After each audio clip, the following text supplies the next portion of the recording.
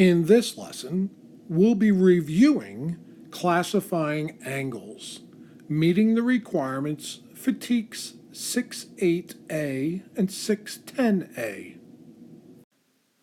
When we classify angles, we do so in two ways. We can classify angles by their measure.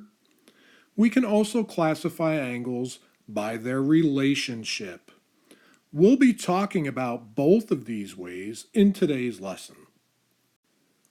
When we classify angles by measure, this means we're naming the angle by its measurement. We'll take the measure of an angle, and then depending upon that measurement, we'll give an angle its classification: acute, obtuse, right, or straight.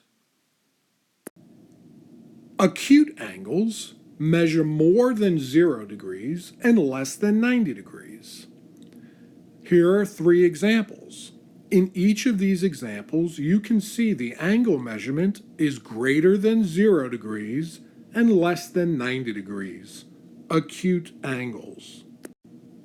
Obtuse angles measure more than 90 degrees and less than 180 degrees. In each of these 3 examples, you can see the measure of the angle is greater than 90 degrees and less than 180 degrees.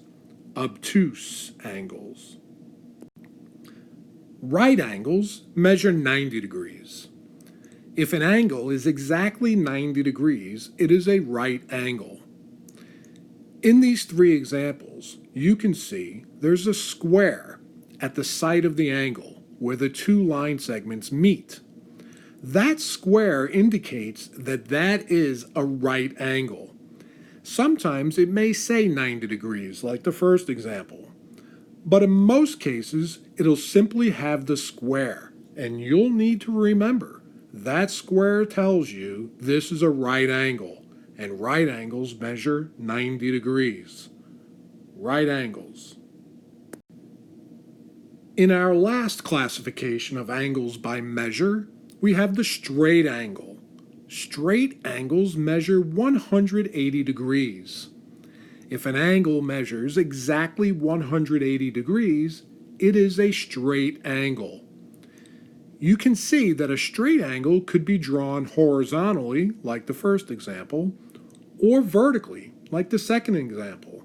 In fact, there'd be nothing preventing a straight angle from being drawn diagonally, like this as well.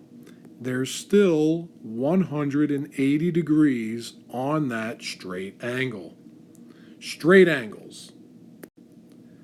We've reviewed classifying angles by measure. When we do that, we find there are 4 angle types. Acute angles, where the acute angle is greater than 0 degrees and less than 90. Obtuse angles, where the obtuse angle is greater than 90 degrees and less than 180 degrees. The right angle, which is equal to 90 degrees. And finally, the straight angle, which is equal to 180 degrees. These are the 4 angle types classified by measure. The first classification of an angle relationship is known as the complementary angles. We have complementary angles when 2 angles add to 90 degrees. Complementary angles are 2 angles whose sum is 90 degrees. In this example, you can see there's a 90-degree angle formed by the meeting of 2 red line segments at a vertex.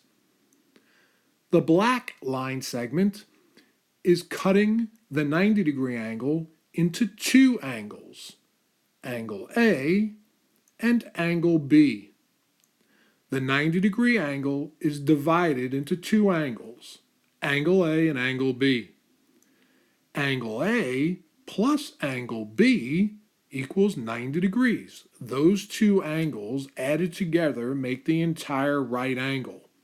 This makes angle A and angle B complementary angles. Here are three more examples of complementary angles. In these examples, 30 degrees plus 60 degrees equals 90 degrees. 35 degrees plus 55 degrees equals 90 degrees. And 45 degrees plus 45 degrees equals 90 degrees. Therefore, these are examples of complementary angles, two angles whose sum is 90 degrees. Complementary angles. Let's see if we can use what we know about complementary angles to solve a problem. In this particular case, we have a 90-degree angle. We know the square at the angle tells us that this angle right here is 90 degrees. So if I have a line segment that divides that 90-degree angle into two angles, an angle here, say angle A, and an angle here, say angle B, I know that angle A plus angle B will be 90 degrees. Well, what if I told you that angle A measured 47 degrees? If angle A was 47 degrees, and adding it to angle B would give me 90 degrees, what is the measure of angle B? Well, like solving any other equation, I can use a do-undo. What is currently happening with my unknown value, angle B? Well, it's adding 47 degrees. So to undo this, I would subtract 47. I'm going to subtract 47 from both sides of my equation. 47 minus 47 is 0, so that leaves angle B all by itself on the left side of the equal sign. And 90 minus 47 is 43. If angle A is 47 degrees, then angle B must be 43 degrees, so that angle A and angle B are complementary, or they have a sum of 90 degrees. The second angle relationship we'll talk about in today's lesson is the supplementary angles. Supplementary angles are two angles whose sum is 180 degrees. In this example, you can see the straight angle has been cut by another line segment to form two angles, angle A and angle B. The 180-degree angle is divided into two angles, angle A and angle B. Angle A plus angle B equals 180 degrees. Angle A and angle B make up the entire straight angle, and we know a straight angle is 180 degrees. This makes angle A and angle B supplementary angles. Here are three examples of supplementary angles. In the first example, you can see we have two angles labeled as right angles. That's what the red box or square is telling us. Those two right angles share or make up the straight angle, and we know a straight angle is equal to 180 degrees. So we know that this angle here and this angle here, angle 1 and angle 2, are each 90 degrees. Together, they have a sum of 180 degrees. That makes them supplementary angles. In the second example, we see we have an angle of 140 degrees and an angle of 40 degrees. Together, they add to 180. And then in the last example, even though it's drawn vertically, we have an angle 25 degrees and an angle of 155 degrees. Together, they make 180. In these examples, 90 degrees plus 90 degrees equals 180 degrees. 140 degrees plus 40 degrees equals 180 degrees. And 25 degrees plus 155 degrees equals 180 degrees. Therefore, These are examples of supplementary angles. Now let's see if we can use what we know about supplementary angles to solve a problem. In this example, we can see we have a straight angle, and a straight angle measures 180 degrees. If I have a line segment that cuts this 180 degree straight angle into two angles, say here I have angle number 1, and here I have angle number 2, I know that angle 1 plus angle 2 will be 180 degrees. They are supplementary.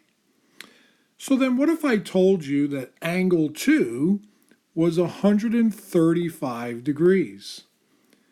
We would know that angle 1 plus angle 2, which is 135 degrees, would equal 180 degrees because they are supplementary. This will help me find the measure of angle 1. If I choose to use a do-undo chart, I know that right now, with my 135 degrees, I have angle 1. What's happening with angle 1? I'm adding 135. So to undo that, to get angle 1 all by itself, I need to subtract 135 from both sides of my equation. 135 minus 135 is 0, so therefore that disappears and leaves me only with angle 1. Angle 1 is equal to 180 minus 35, which is 45 degrees. If angle 2 is 135 degrees, then angle 1 must be 45 degrees in order for angle 1 and angle 2 to equal 180 degrees to be supplementary angles on this straight angle. Today's lesson has been about classifying angles.